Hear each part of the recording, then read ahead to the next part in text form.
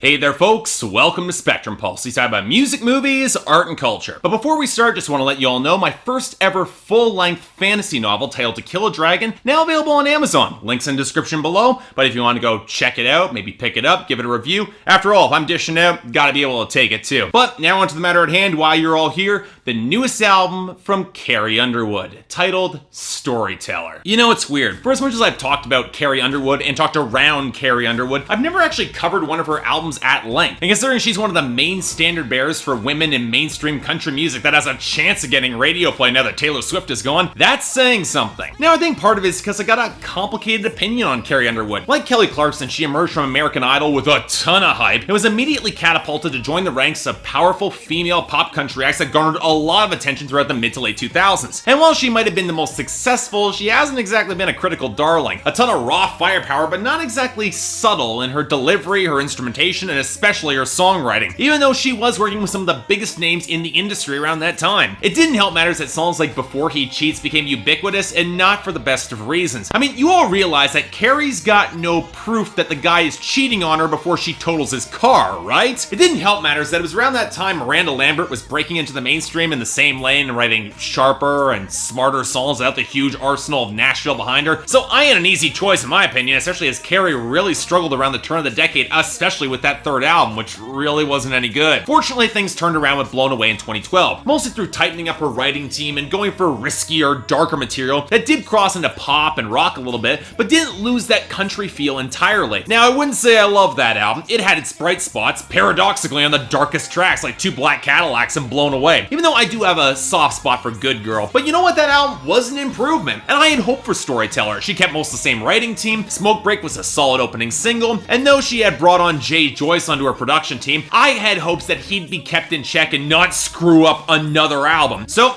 how's Storyteller? Was I right? Well, here's the thing. Storyteller, for better or for worse, is exactly what you would expect in terms of a Carrie Underwood album, in terms of lyrics, in terms of themes, even some of the instrumentation, trying to find that middle ground between country and modern pop and rock. As such, if you're a fan, you'll probably find a lot to like, and you can easily argue it's one of her better albums, and I'd probably agree with you. However, if you're someone like me who isn't much of a fan of hers, you're not gonna find much that will grab you here that you wouldn't find on earlier albums. And it's not that this record is bad or hits the low points that afflicted Miranda Lambert's platinum. Doesn't have the high points either, but doesn't have those low spots, especially finding a broad, easy middle ground that is accessible, but has the feel of being done before, especially by Carrie Underwood herself. So for a change of pace, let's start with the lyrics and themes of the album, where if you've heard a Carrie Underwood album, especially recently, you'll know exactly what to expect. Hard-edge breakup / revenge songs with a respectable body count, a few cooing love songs that push the saccharine side a little harder than they should, and plenty of swaggering outlaw bluster that I'm normally stuck dealing with in bro country. Now, to give Carrie Underwood some credit, there's nothing wrong with a good power fantasy, and it's clear that tracks like Renegade and Runaway, they're just that. But it's when we start digging deeper that the holes start to open up. For as much as Church Bells tries to marry Reba McEntire's cover of Fancy with Goodbye Earl by the Dixie Chicks, minus the sense of humor, it feels nowhere near as desperate or even melodramatic. And for as much as Choctaw County Affair plays in a similar vein with some pretty decent writing, Carrie and her boyfriend still up getting off from the murder because the county jury agrees to cover for them?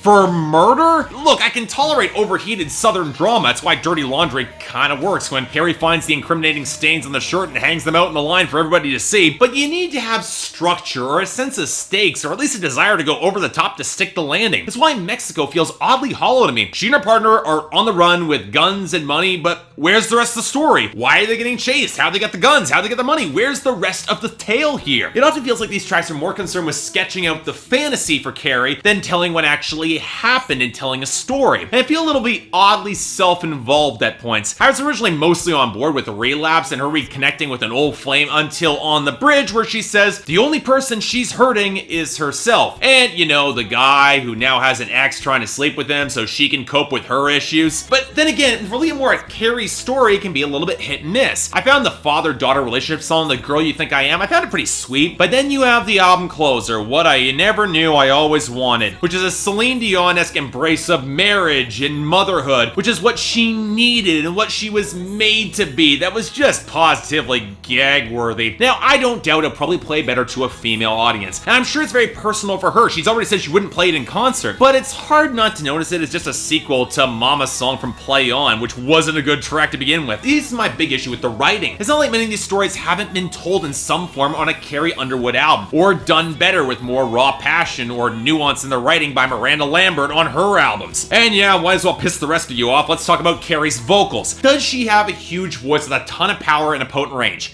Yes, and for the most part, it can work on these tracks, making them feel more larger than life. But the twofold issue that I've always had with her vocals is still here. A lack of subtlety and a lack of raw fire. She's got power, but always hits me like a brick. And it's rare that we get a song that allows her to show off anything visceral or really cutting for me. She's not Lydia Lovelace or Reba McEntire or Miranda Lambert, for example. And this ties into the bigger issue. She's got no sense of subtlety. On so many of these songs, she starts off with more restraint, but before long, the belting starts, and I'm left wishing she just opted for a little bit more balance here. Now, to her credit, she does try in some of the more intimate tracks like The Girl You Think I Am and Like I'll Never Love You Again, but again, she could have done it more, and the fact she doesn't is really concerning. Granted, even if she had gone for more quiet restraint, I'm not sure how well it would have worked out, which takes us to the production and the instrumentation, and let me give J. Joyce props for probably the first time ever for him finding a singer who's a natural fit for his overblown production tendencies. Good for you, because so much of this production is loud, heavy, percussion overloaded, and trying to force the bombast with burning guitar leads against ragged, fast-picked grooves. And on the first few listens, it's not bad. I'm still baffled why Church Bells barely features the titular instrument up until the final note, or how the brittle beat of Heartbeat was in any way a good replacement for the kick drum referenced in the lyrics of that song. But you know what? There were moments I appreciated, like the rattling riff that opened up Renegade Runaway, or the bluesy snarl stomp of Choctaw County Affair with a great guitar tone, especially on the solo, or the opening flutter of Like I'll Never Love You Again that I swear sounds like it came out of Blackout by Muse from all things. But those moments don't obscure that with many of these songs, they're overloaded with pounding drums to stomp flat the underweight melodies trying to build a melodic hook to match her vocals. And what's frustrating is you can tell this was the main way that the producers tried to amp up the drama and swell of this album. Instead of giving the guitars more beef and prominence in the mix, or bringing in thicker tones or different instrumentation, or composing melodies that can match that huge dramatic swell which she's going for, the drums and the drum machines are given just more heavy punch and relying on the guitar or the synth and steel guitar touch background in order to carry the melody. It's percussion over melody. It's the same problem that's been afflicting most of modern pop. In the latter case, many of the synthesizer elements are either way too thin and spacey to blend well, or go for this heavy dampness that clashes with all the organic instrumentation, like on Relapse. Now, that's not saying that there aren't songs that can make this blend kind of work. The organ and steel guitar combination on the slice of Populous Relic of Smoke Break, which is really a good song, it works well, but that song feels like an outlier in the sound, both in writing and making the production work. It really doesn't feel like it belongs here. For a lead-off single, that's a problem. But you know what? As a whole, while Storyteller by Carrie Underwood might have some appealing stages, the actual narratives of these songs feel kind of thin, more suited to creating fantasies for quick gratification than deeper emotional punches. And you know what? In a sense, that's fine. Go ahead, crank up the melodrama. I'm normally an easy sell for alpha female badass. Look at how much I praise Demi Lovato. But this record does so in a way that marginalizes the melody just like so much of modern pop and ends up feeling a lot less memorable than I had hoped. Again, I acknowledge that to fans of Carrie Underwood or to a female audience, some of these songs might hit with more impact. But for me,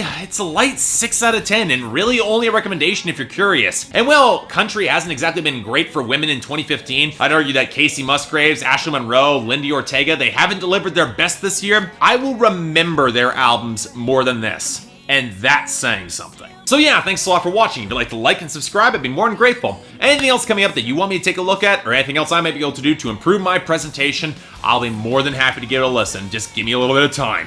Until then, I'm Mark, you're watching Spectrum Pulse, and I'll see you next time.